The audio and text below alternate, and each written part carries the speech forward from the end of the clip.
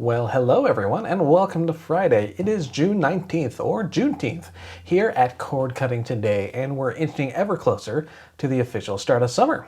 And I know that might come as a shock, but we have indeed reached summertime here in 2020. As for today, though, this is indeed Cord Cutting Today, where we take a look at all the top cord cutting and streaming headlines and stories from the week that was, and share them with you in a handy video package. On today's show, we're going to talk about some new additions to Roku's free content lineup, potential new platform partners for Quibi, a movie theater chain aiming to slowly reopen this weekend, and more. And of course, all of the stories we're going to talk about today are linked down below in the video description, and those links will take you to our news website, cordcuttersnews.com, which, yes, received a major redesign earlier this month. So if you haven't visited in a while, feel free to stop by and let us know what you think. As I said last week, it's still being refined, but we're excited about the new design, and we hope you are too. Lastly, if you're new to this channel and like what you see, we'd certainly appreciate it if you click the like and or subscribe buttons down below. Those are both great ways to support our channel, and they help us provide you with more content in the future. And with that intro out of the way, let's talk about some news. And we start off today with some new additions to Roku's lineup. The streaming platform added a couple new channels this week, care of Blue Ant Media, and they include a couple family and kid-friendly options for the Roku channel. First up, we have Love Nature and Love Nature Espanol, both of which, unsurprisingly, focus on nature shows, including Secrets of Wild Australia and Animal Empires. Meanwhile, Zumu offers up animal programming for kids, with titles like Kookie's Crafty Show and Lost. No, not that Lost. This one's about a wildlife photographer and not smoke monsters. The new offerings bring the Roku channel's lineup of live and linear content up above 100 channels, so that new guide feature they started rolling out recently, likely coming at a good time. And if you have checked out the Roku channel recently, what do you think so far? Has it earned a spot among your home screen's top titles, or are you less impressed with what's on offer? As always, let us know in the comments down below. Speaking of Roku, let's talk about a streaming service that could be headed to the platform soon. And no, we're not talking about HBO Max. We're still waiting on some official movement on that front. Instead, this time we're talking about Quibi, which is reportedly working hard to build outward from its mobile-only launch.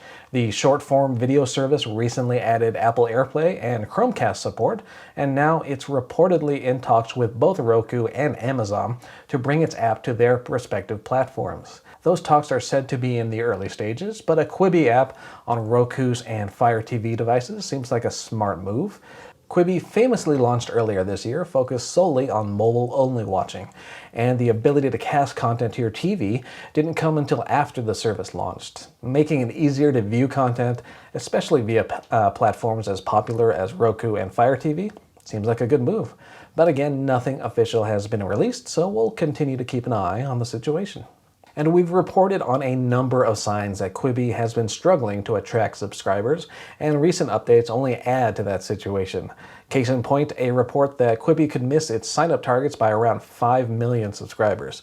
One estimate figures the service might land about 2 million paid subscribers by the end of this year, but the company has previously projected it would have some 7.4 million users by next April, and if those estimates hold, then Quibi risks missing that target by a significant margin.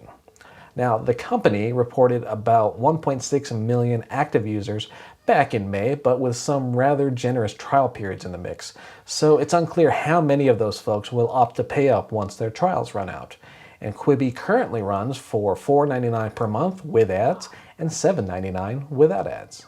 And despite the struggles, there's still time for Quibi to pull off an impressive comeback here. Lots of money and talent involved, so we'll continue to see how the service evolves. In other subscriber count news, free streaming service Pluto TV says it expects to hit 30 million subscribers by the end of the year. The ad-supported service has been building its channel lineup and most recently reported reaching 24 million active users back in May. Pluto TV launched way back in 2013 and has since become one of the most popular and successful ad-supported free streaming services out there. And if you're a Pluto TV fan, feel free to tell us why you like the service and what keeps you coming back. And of course, if you're not sold or if you haven't checked the service out just yet, we'd like to hear from you too. And it looks like Viacom CBS has some big plans in store for CBS All Access, with a revamped version of its streaming service set to launch in 2021. Executives are describing it as a super service, and it could include a slate of new original content. CBS says it's planning on previewing the updated service this year, including the addition of more content from Nickelodeon, Comedy Central, BET, and more. And then, at a currently unannounced date in 2021, we can expect a full launch of the revamped service, including an updated user experience. We'll of course keep a close eye on the various improvements planned for CBS All Access, and we'll let you know of any further developments. Moving on, we've been discussing movie theaters over the past few weeks and how and when theaters could safely reopen as summer officially starts this weekend. And now Cinemark has announced its plans for a phased reopening starting today. Their plan includes 5 theaters in the Dallas area that are set to reopen on June 19th. And then the next phase includes more theaters around the country opening on July 3rd, with a goal of reopening all its theaters by July 17th. Now, to help entice moviegoers to return, Cinemark says it's planning on offering discount prices for older favorites like Wonder Woman, Ghostbusters, and The Goonies for $5 for adults and $3 for children and seniors. And the company listed out its plans for keeping employees and moviegoers safe, and some of those measures include regular cleaning and disinfection procedures, limited seating capacities, and sanitizer stations. The company said it will also comply in areas where local policies require face masks. You can see a full list of the measures Cinemark is planning on taking in the post linked down below in the video description. But of course, I'm going to ask what everyone out there thinks of these moves.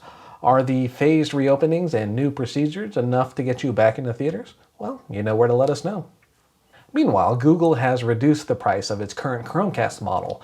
The popular HDMI dongle used to go for $35, but now the company's storefront lists it at a slightly more affordable $29.99. And while the price reduction by itself is certainly welcome, it also could be a sign that Google is gearing up to announce and release a new HDMI dongle in the near future.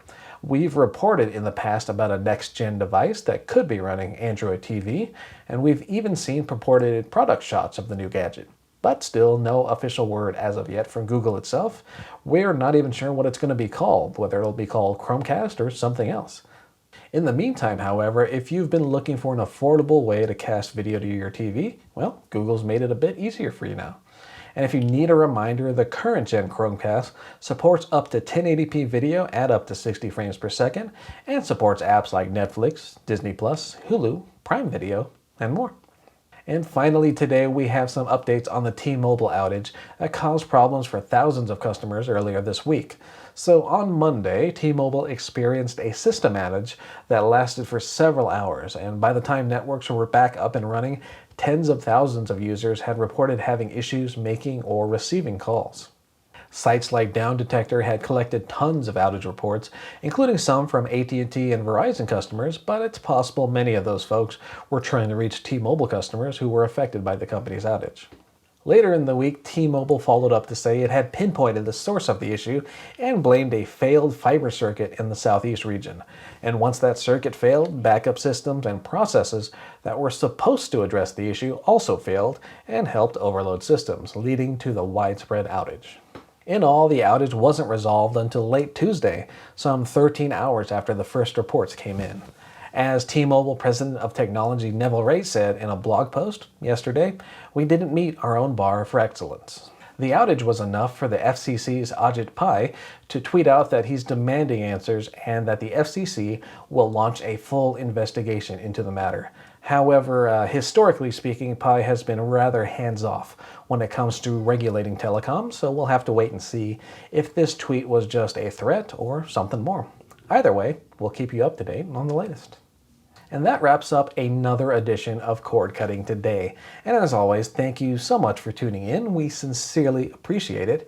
And by the way, we've been seeing requests and suggestions to add not only links to our posts, but also timestamps, so you can quickly navigate to the story you're most interested in. So yeah, I'm going to try that out starting in today's episode, actually. So please do let me know if you find that sort of feature useful or not. We're all about making it easier to access our content, both here on our YouTube channel as well as our news site, cordcuttersnews.com. In any case, thank you so much for watching. On your way out, feel free to hit the like and or subscribe buttons, of course, and I hope you all have safe and enjoyable weekends. It's almost summertime after all. My name is Philip Palermo. Thanks for watching. Take care.